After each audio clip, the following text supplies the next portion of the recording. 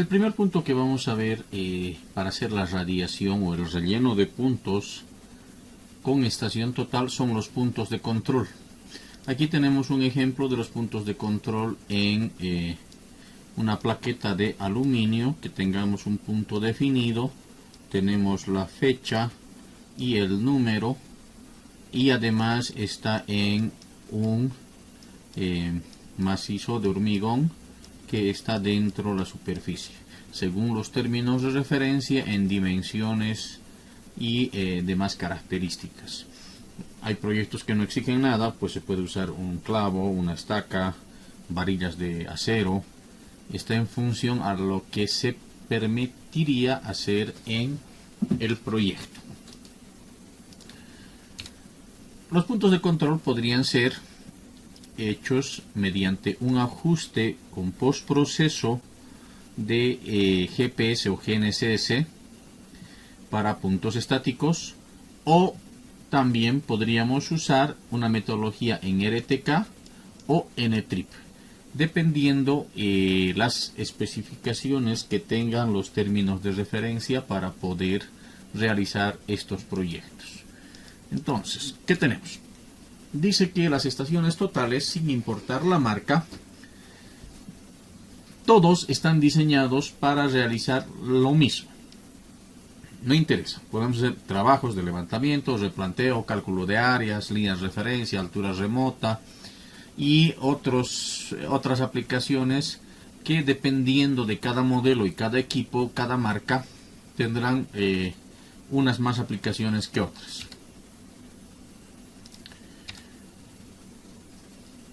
Para el puesta en estación, el equipo de cuando empezamos a usar y ponerle en estación, hay unos factores básicos que hay que resaltar, que son, una de ellas es las unidades. Necesitamos que los equipos estén en grados, minutos y segundos, que son sexagesimales, la unidad en metros, el número de decimales pueden estar 2 o 3 decimales. En temas lineales trabajaríamos con 3 decimales y en temas angulares con 4 decimales. En lineales 3 decimales al milímetro, y en unidades angulares 4 decimales significa que es hasta el segundo. El sentido del ángulo horizontal, ¿cuál sería? En sentido horario. El ángulo vertical, el origen, sería el cenit. La temperatura en grados centígrados y la presión en milibares o hectopascales. Muy bien. Otro que hay que tomar en cuenta es si el equipo está midiendo en forma infrarrojo, que es con prisma, o LR, que es reflector LED, que es sin prisma, y qué constante es si es que estamos con prisma. Si es 0, menos 30, 30, 17.5, dependiendo del prisma que se esté usando. Antes de iniciar el trabajo, siempre hay que verificar que los compensadores tienen que estar activados.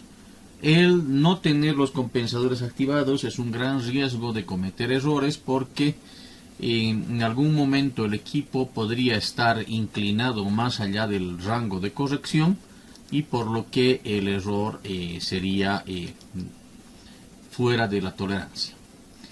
Hay que verificar en los equipos antes de iniciar: error de colimación, error índice, comprobar el nivel tubular o el electrónico, comprobar la plomada óptica o láser. Después de haber hecho estas comprobaciones, recién estaríamos en condición de crear un proyecto. En algunos equipos se puede crear un proyecto de mediciones y un proyecto de datos o coordenadas.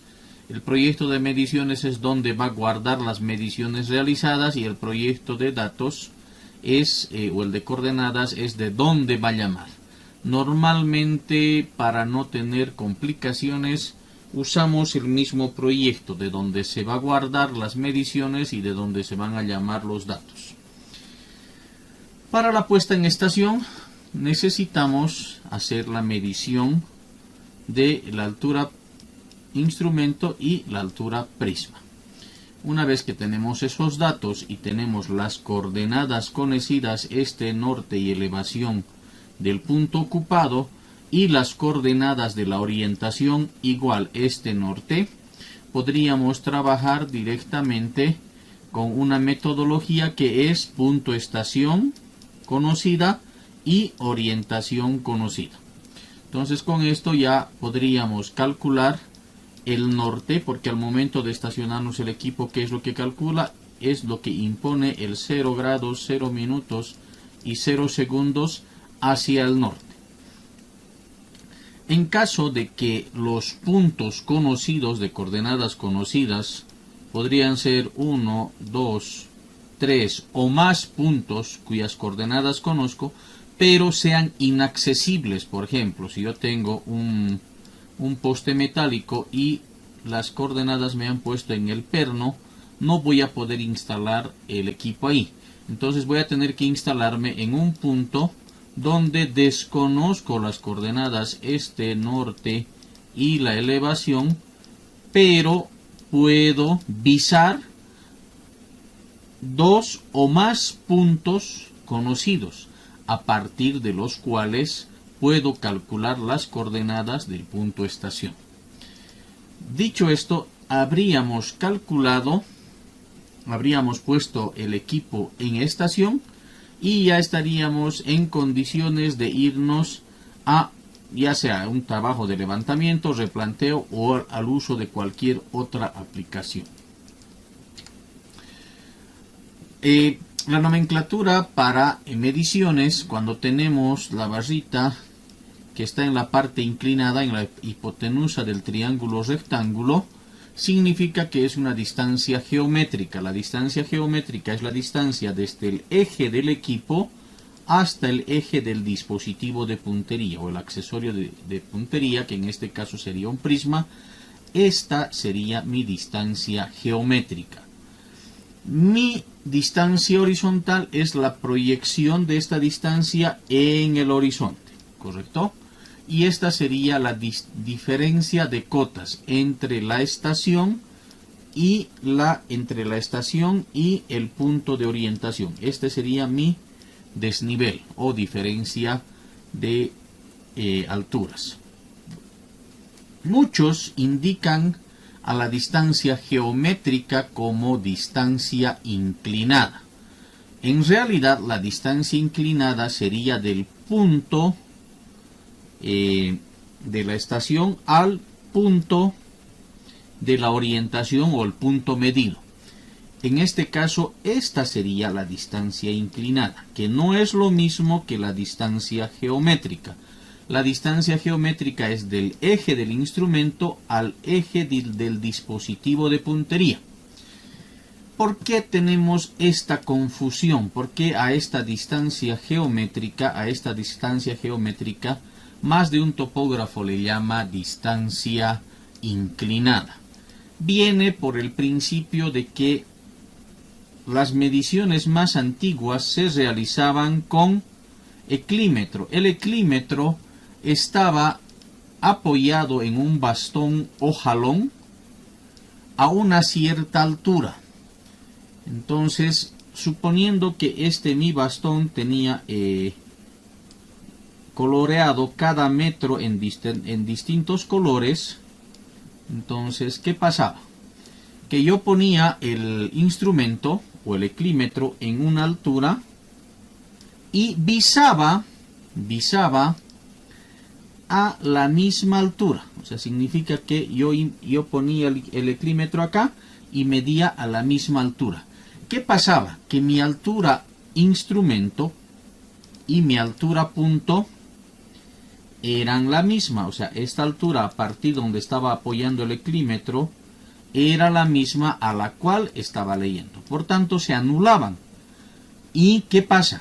Que también es la misma distancia que tengo desde el punto hasta el punto. ¿Por qué? Simplemente había hecho una paralela. Por tanto, era distancia inclinada y el topógrafo decía que esto era distancia inclinada. ¿Por qué? Porque era el mismo. ¿En qué momento se vuelve distancia geométrica?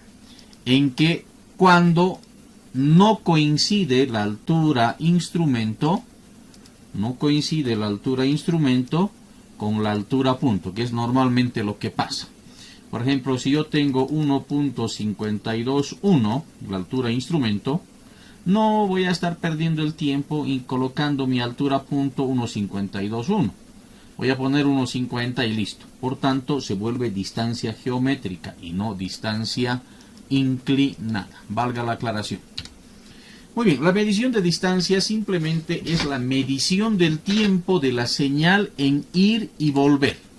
¿Qué significa? Que la señal va como emisor y retorna como receptor.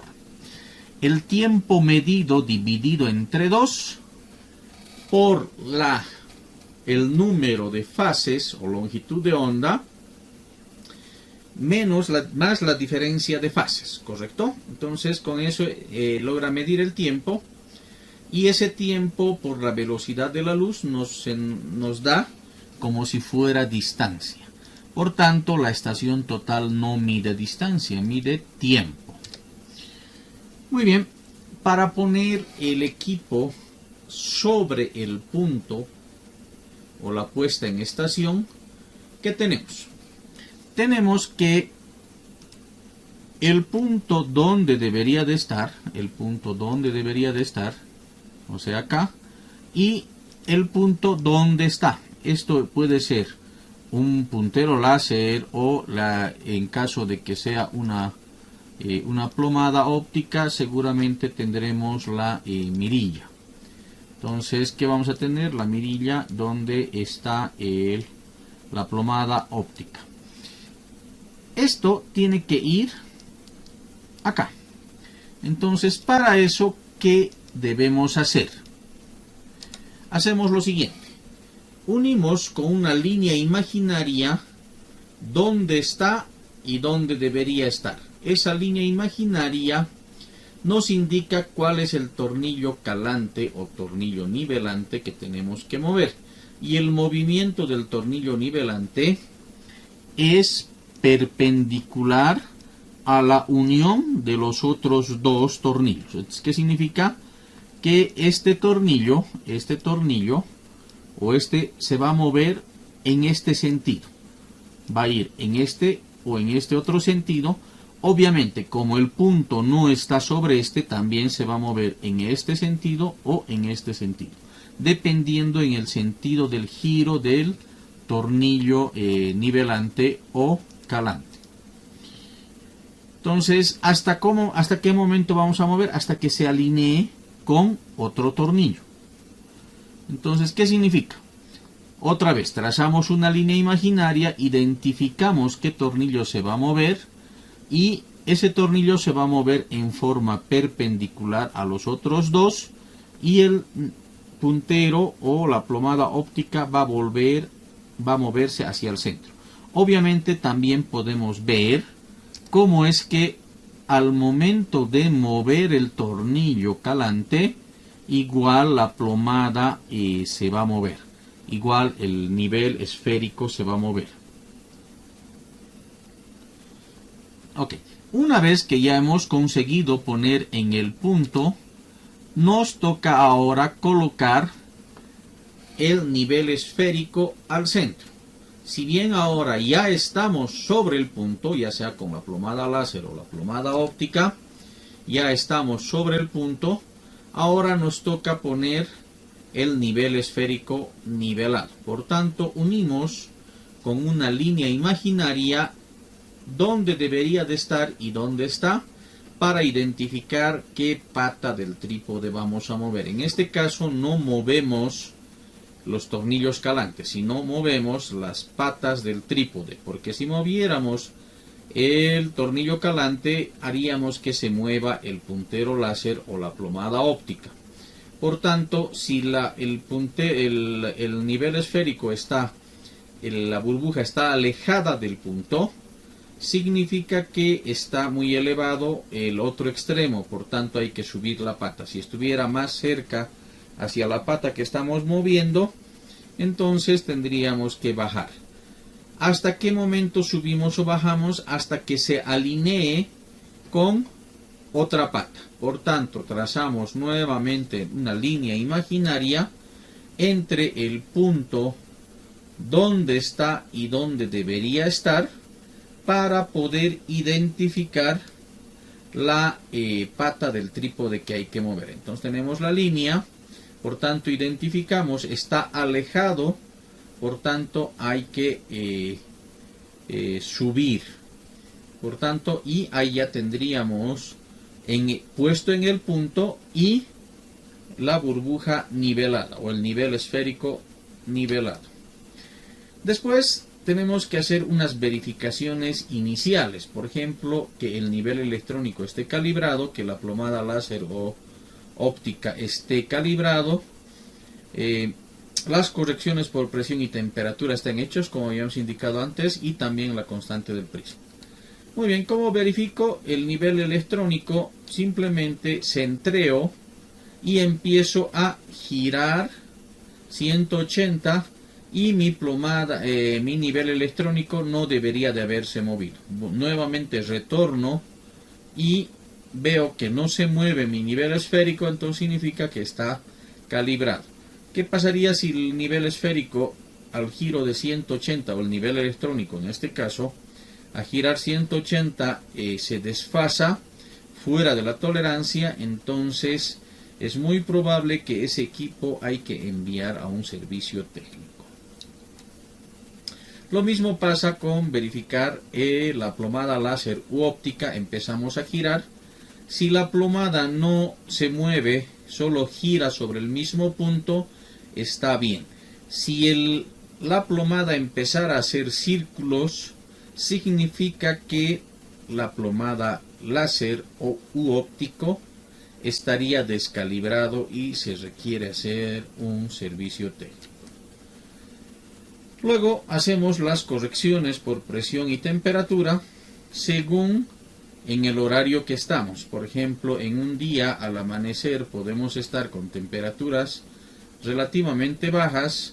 Ya a la media mañana tenemos una temperatura un poco más elevada y a media tarde estaríamos con una temperatura mayor y al finalizar el día igual, con menor temperatura. Por tanto, tendríamos que ir haciendo esas correcciones para no cometer errores.